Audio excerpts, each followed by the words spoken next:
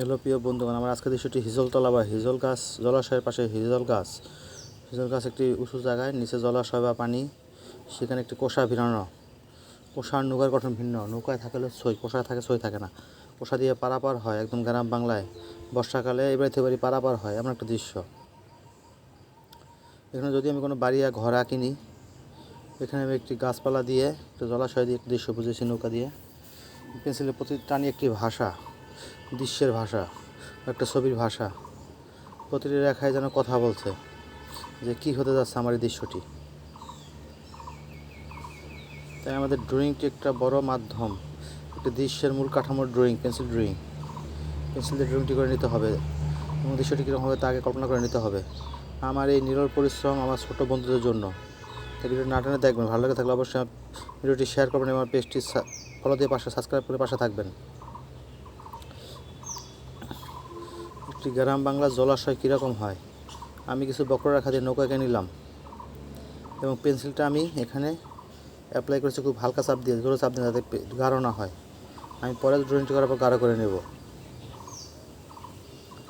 যখন দেখবো আমার ড্রয়িংটি ঠিক আছে তখন আমি গাঢ় করে নেব। এরকম দৃশ্য আপনি অনলাইনে খুঁজে পাবেন না। দৃশ্যের নতুন একটি দৃশ্য, এটি নতুন রূপে নতুনভাবে সাজানো। এখানে কালার অ্যাপ্লাই একটা বিশাল বিষয়। দৃশ্যটি করার পর কালারটি আমি কীভাবে সাজাবো তা দেখতে হবে। বিশেষ করে ছোটো সোনামণিদের জন্য দেখতে হবে, ছোটো সোনামণিদের জন্য, ছোটো বন্ধুদের জন্য দেখতে হবে কালারটা আমি কীভাবে সাজাচ্ছি। আমি প্রথম কালার দিয়ে একটু জল ছাপা করে নিলাম, ঘষে, আঙুল দিয়ে ঘষে। এখানে সোনামণি চাইলে টিস্যু দিয়ে ঘষে নিতে পারে, তাই হাতের রঙটি লাগবে না। তবে আঁকলে রঙ হাতে লাগবে না এরকমটা ভাবা ভুল। রঙ লাগবেই, রঙ নিয়ে খেলতে গেলে রঙ লাগবেই।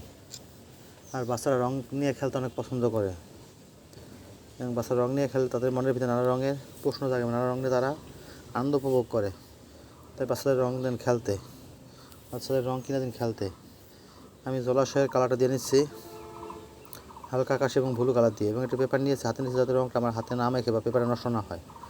আমি দূরের দিগন্তে একটু ব্লু কালার দিয়ে নিলাম, যেহেতু দূরের দিগন্তে আমরা সবুজ দেখতে পাই না, একটু কালো রঙ দিয়ে একটু আলো আধার করে নিলাম এবং ফোট দিয়ে গাছের পাতাগুলো বের করে নিচ্ছি, হিজল গাছের পাতাগুলো। হিজল গাছ সবসময় আঁকানো বাঁকানো হয়, তাই আমি হিজল গাছের আকৃতিটা ড্রয়িং মাঝে তুলে ধরেছি। হিজল গাছে ফুল ফোটে, ফুল আমি দেখাইনি এখানে। এবং মাটির কালারটা কীভাবে দেখিয়েছি, উঁচু নিচু জায়গা মাটির কালার, এবং উঁচু জায়গার থেকে জলাশয়ে মাটি আসে, মাটি জলাশয়ে মিশে গেছে এবং মাটির যেই গাছে যে প্রতিচ্ছবিটা তার জলের ভিতরে ফুটে উঠেছে, প্রতিচ্ছবি যেখানে আমি জলের ভিতরে ছায়া ফেলিয়েছি, দূরের দিগন্তে এবং গাছের ছায়া, নৌকার ছায়া।